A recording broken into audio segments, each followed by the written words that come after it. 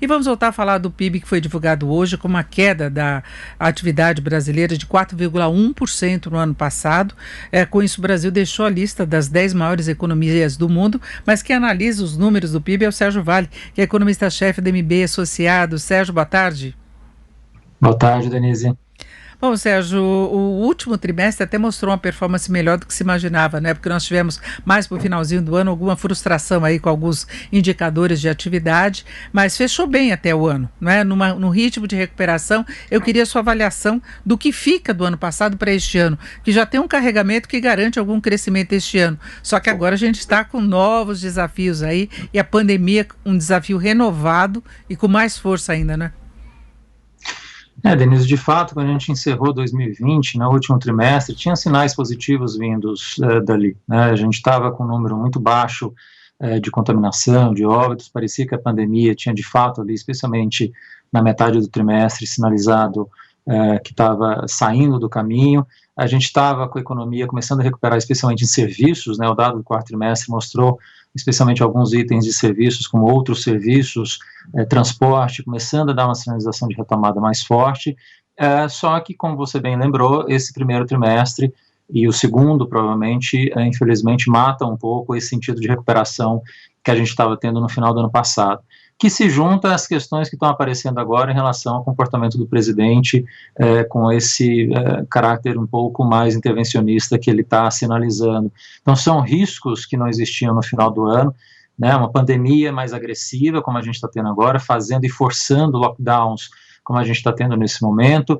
e um presidente mais impaciente, digamos assim, querendo mais resultados, olhando a reeleição com foco em 2022 e olhando para frente com pressões de inflação em combustíveis, em energia, em commodities em geral, e esse sinal que começa a trazer preocupação para o mercado também, do que o presidente vai fazer, né? Isso atrapalha expectativas, isso atrapalha o horizonte de crescimento também. Então é um cenário que terminou 2020 bastante interessante, sinalizando uma recuperação mais forte da economia em 2021, mas esse começo de ano, infelizmente, matou um pouco essa esperança. Bom, nós tivemos, no geral, mesmo com o reforço do auxílio emergencial, uma queda do consumo das famílias, houve também queda do consumo do governo. Agora, dois dados tiveram uma variação melhor, a questão dos investimentos, né, a formação bruta de capital em relação ao PIB, 16,4%, a taxa do ano anterior foi de 15,4%, é preciso considerar até a queda do PIB, e a poupança, que também aumentou, foi de 12,5% para 15%. O que indicam esses dois dados? Pois é, investimento em poupança. Poupança cresceu muito por conta do próprio efeito da classe média, que deixou de consumir, especialmente serviços, né, e diversos outros bens, e acabou tendo esse crescimento de poupança. Uma parte disso também por conta do auxílio emergencial. Investimento, você teve construção residencial que foi forte no ano passado, mas aí tem um efeito da base de comparação também, que não foi favorável, então a taxa de investimento acabou crescendo nesse ritmo. Eu diria que talvez aí tem uma questão técnica também do preço do investimento, o preço do capital ter crescido no ritmo maior do que o preço geral da economia, acabou levando a essa taxa de investimento um pouco maior. Mas, assim, no final, não são números que sinalizam uma economia forte, né? São mais distorções de um ano que já por si só foi muito difícil, com números muito divergentes e com sinalizações muito complicadas, e que a gente não pode pegar esses números de investimento e de poupança e identificar que está tudo bem, né? Pelo contrário, é muito provável que quando chegar no final de 2021, esses números que cresceram muito ano passado, eles tendem a reverter. Né, taxa de investimento e de poupança em 2021 provavelmente perde um pouco desse impulso por conta dessas questões mais técnicas que a gente teve ano passado.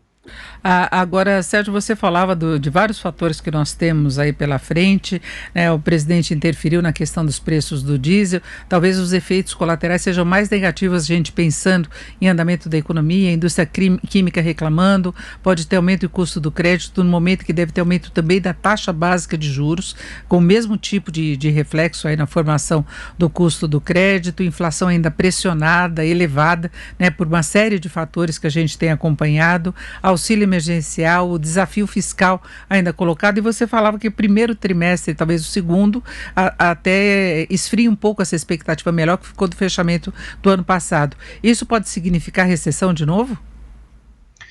Pode, Denise, e aí quando você pega o ano de 2021 inteiro, é isso, um primeiro semestre muito impactado pela pandemia, né, a gente está entrando em março, provavelmente vai ter lockdown aí nas próximas semanas, não só em São Paulo, mas em outros lugares também, muito provavelmente a gente vai ter o segundo trimestre ainda muito afetado por isso, então, na nossa expectativa, a gente pode ter queda de PIB no primeiro trimestre e talvez também no segundo trimestre, a gente precisa ver o desenrolar da vacinação para saber se a gente vai ter essa queda de PIB acontecendo ou não. E o que aconteceu com a Petrobras, a sinalização energia, essas tentativas de ajustar a questão de preço de combustível com imposto, por exemplo, o governo não está encontrando o tom certo do que fazer em relação a essas questões.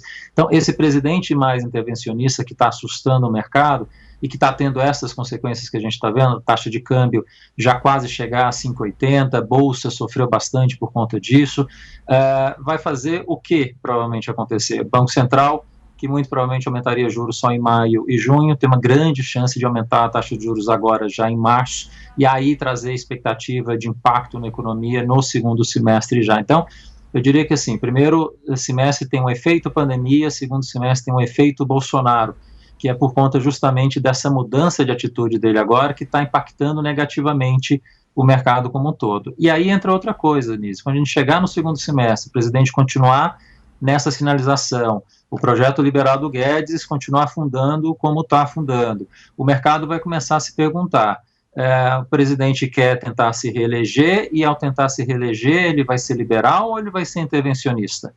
Essa expectativa e essa incerteza, só de ter essa incerteza já vai colocar um estresse muito grande no mercado no ano que vem, né? Que Bolsonaro vai ter em 2023 se eventualmente ele for reeleito, né? Isso por si só atrapalha muito a expectativa de investimento, né? Quem pensa em investir, que você está pensando em longo prazo quando você faz investimento e tem esses riscos à frente de um presidente intervencionista que tomou algumas atitudes muito parecidas com governos anteriores, como no caso da Dilma, vai ficar essa dúvida no mercado se o presidente vai continuar com essas intenções, com esse ritmo de intervenção ou não.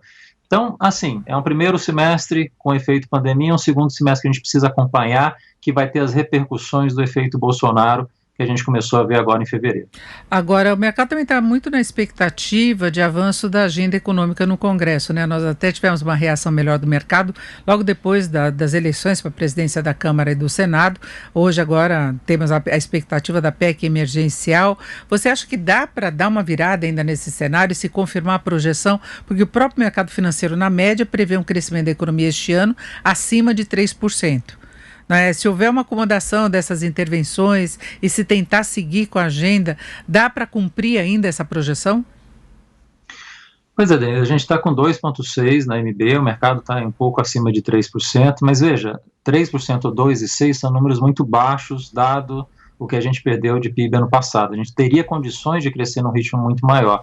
E estaria na mão justamente da gente conseguir ter uma abordagem melhor para a pandemia, acelerar o processo de vacinação, que a essa altura está difícil de ver acontecer com intensidade no primeiro semestre, e, como você bem falou, as reformas, né? O Lira, o mercado tinha esperança de que ele ia ser o ativador das reformas, e o que a gente tem visto o presidente da Câmara fazer muitas vezes é, em alguns casos, atuar em causa própria do Congresso, e no caso da reforma, a PEC emergencial, por exemplo, foi muito desidratada. A PEC emergencial hoje praticamente virou uma sombra do que ela poderia ter sido, né? O foco dela está mais em colocar o auxílio emergencial do que fazer contrapartidas de ajustes para esse auxílio emergencial.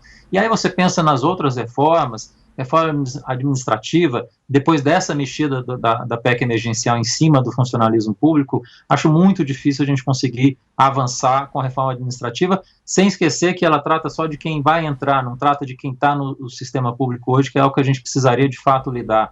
Reforma tributária, com as questões setoriais e regionais que tem por trás, acho muito difícil avançar. Então, esses últimos 2 anos do governo Bolsonaro me parecem cada vez que vão ser mais intervencionistas.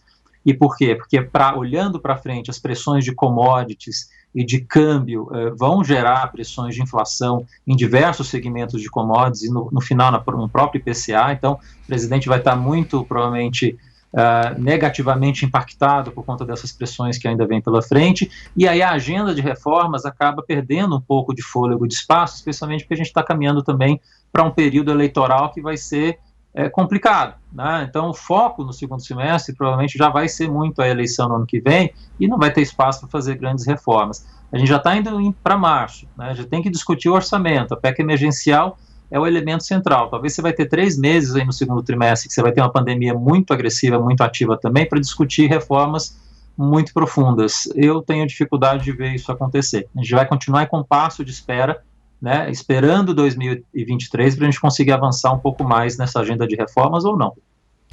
Ouvimos o Sérgio Vale, que é economista-chefe da MB Associados. Sérgio, muito obrigado, uma boa tarde. Obrigado, Denise, boa tarde.